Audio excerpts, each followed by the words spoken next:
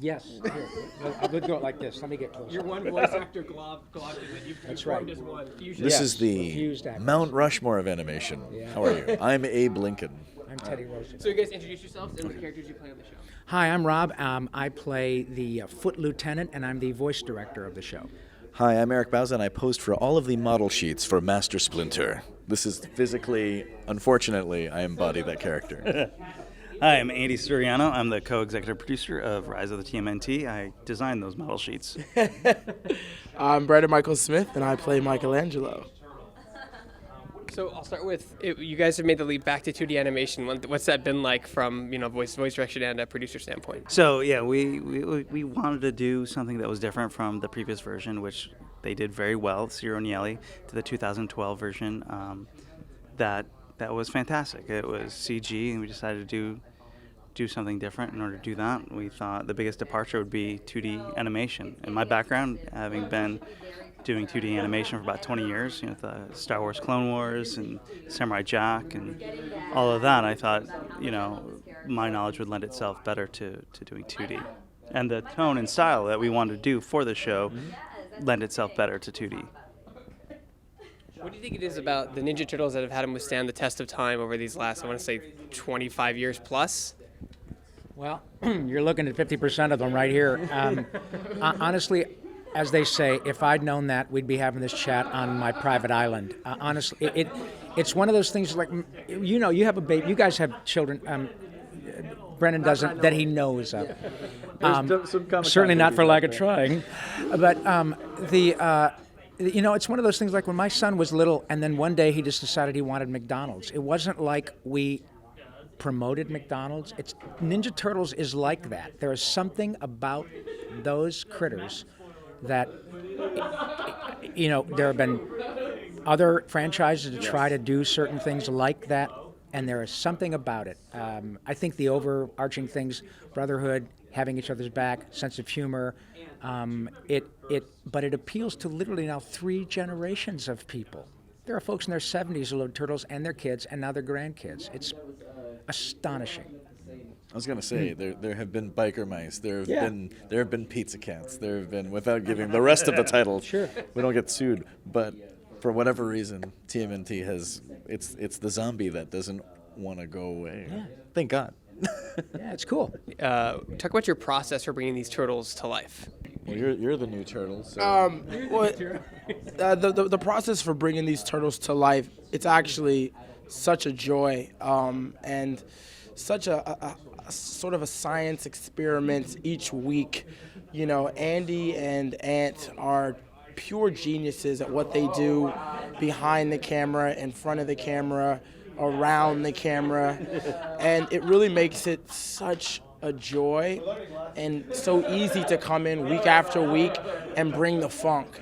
I think for my character of Michelangelo, what I wanted to do that really separated myself from any of the other iterations and versions of Michelangelo was to bring this fun, urban, unique color to the character that really made it stand out and feel universal. I think, what I'm able to bring, you're going to feel it. And I think that's really the difference between me and all of the other Michelangelos is you feel Brandon Michael Smith in this character. And that's pretty much what I've done with all the characters that I've played over the last 22 years is put a piece of me in it while also giving respect and homage to the history that has been built and the greats that have come prior to me. And then being able to have the direction of a legend, Rob, Pinky and the Brain. I grew up on that show, I threw up on that show. It really becomes a pure joy. And at the end of the day, it's a concept that I've coined, which is the power of we. And I think that's really what's represented in this process is a pure collaborative effort with rock stars. I mean, Eric Bauza is a rock star. He has like 80 voices. And, it really becomes pure fun. All Asian, by the way. You didn't know that there are that many Asian subcultures, but that's it. Splinter. He's actually Filipino-Canadian. Try doing that voice. Good luck. Good luck. Yeah. Wait, what's your process when you're bringing these characters to life? Looking check clear? Definitely checking the check, making sure it's not printed on rubber. Yeah. We Venmo at Nickelodeon. It's definitely you can't go forward without looking back just a little bit, paying respect to the a lot of the original performances given. But what always stood out to me about Splinter was, he was always very serious, and yet he would throw in like the little curveball of comedy. And here we have a chance to do almost all comedy, so when he throws the curveball of being strict and knowledgeable, Great analogy. it kind of like works backwards, So it's I'm a fan. I'm a fan of what these guys have set up. So, Rob, you've spent 30 years getting yelled at in the booth, and now you get to do the yelling. What's that like? Well, I don't do any yelling except to say I want to look like Brandon. That's the only yelling I do, and that just ain't going to happen. Honestly, as I've said before, I've been given this really wonderful opportunity by the folks at Nickelodeon, Ant and Andy, very kind to sort of give me this shot. It was a wonderful challenge, utterly egoless. I'm smart enough to know what I'm not smart at, and I'm learning an awful lot. But honestly, I wish I could make it sound like I'm more important than I am. It's not false modesty.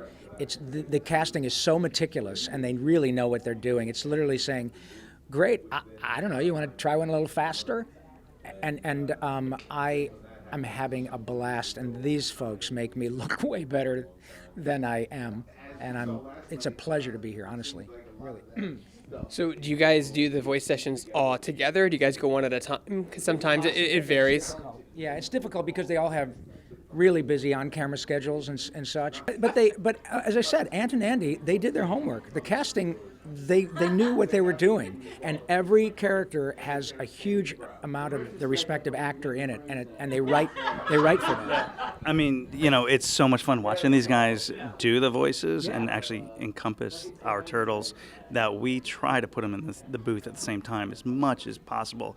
And we try to make sure we're there to watch it because it is so much fun. It's cool. And invite people, and we're like, oh my gosh, they're all here today. Yeah. You got to come down and see it. Yeah. It is a big party. Yeah, big And party. honestly, and there's a lot of improv, there's a lot of stuff.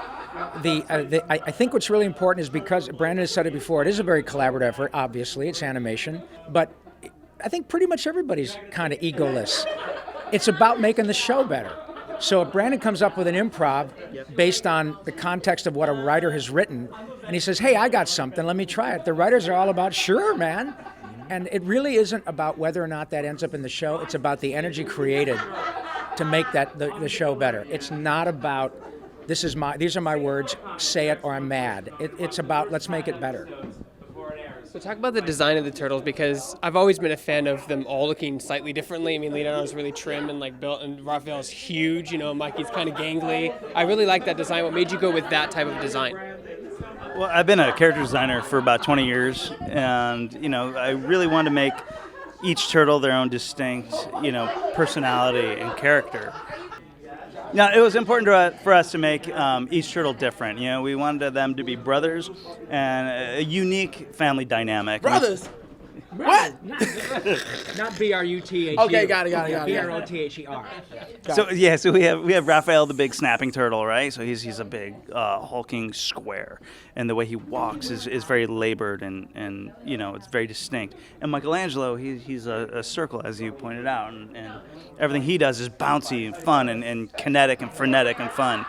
We have Donatello, who's a little bit more straight-laced, and he's a rectangle. And Master Splinter is. I think that was the most shocking. I think the turtles were very identifiable as who they were, but when the big reveal of Splinter came out, there was mixed reactions and stuff. I thought, wow, what a great way to really, really reintroduce and really reimagine a character. I mean, we have comedy playing a big part of the show, but we don't discount the action one bit. I mean, it's our opportunity to actually tune up the action because we have it balanced so well with the comedy. And we have, as Master Splinter, we kind of went for more of a Danny DeVito, Always Sunny, single dad with, 4 rambunctious teenagers at home. If I can take over for just one sec, ask, between 2D and CG animation, is it harder to do action in CG or harder to do action in 2D? Or is it easier and Like the difference between. It's a different process. With CG, you'd have these wire apertures, right? You have,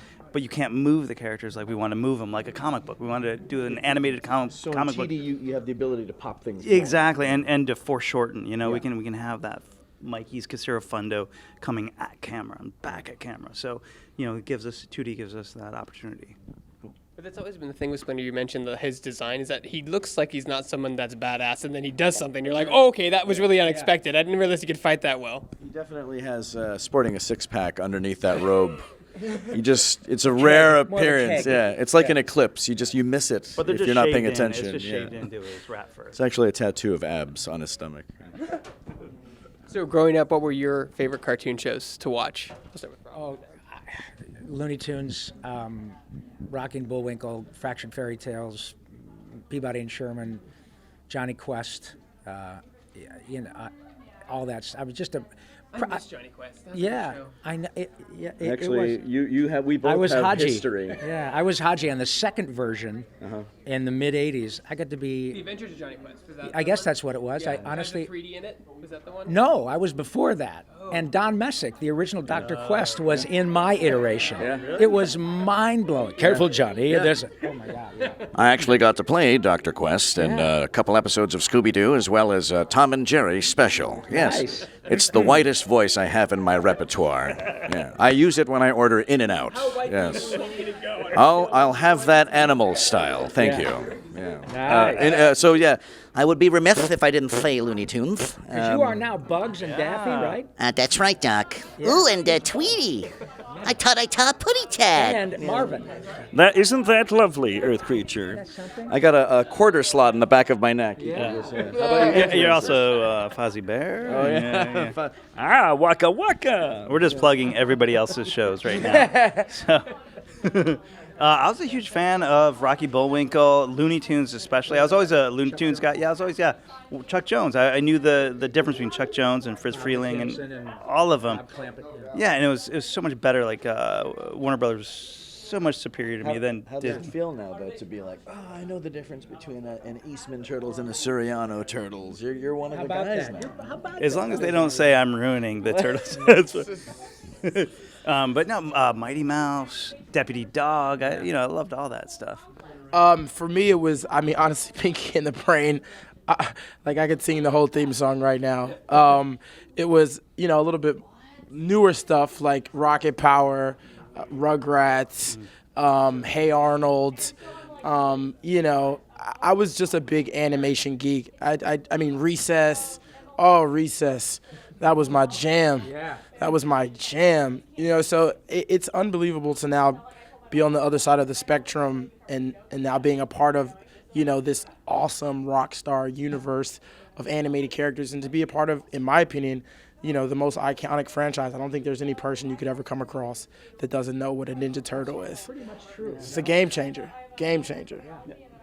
And the last question is, where can people watch this new fabulous show? Nickelodeon. September 17th. September 17th is our official premiere. However, as of today, you can watch it on nick.com if you get the app. Wow. As of today, you actually can watch. You can watch the. Shut the front door. No Yeah, kidding, you can really? watch the pilot, which is episode 1 and 2. Wow. And you can watch 2 additional episodes right now. Wow. So Wow. yeah, How's that? quit watching Tune us in, and folks. tune in. Tune yeah. in. Where's my phone? Yeah. Watching it right now. Cowabunga.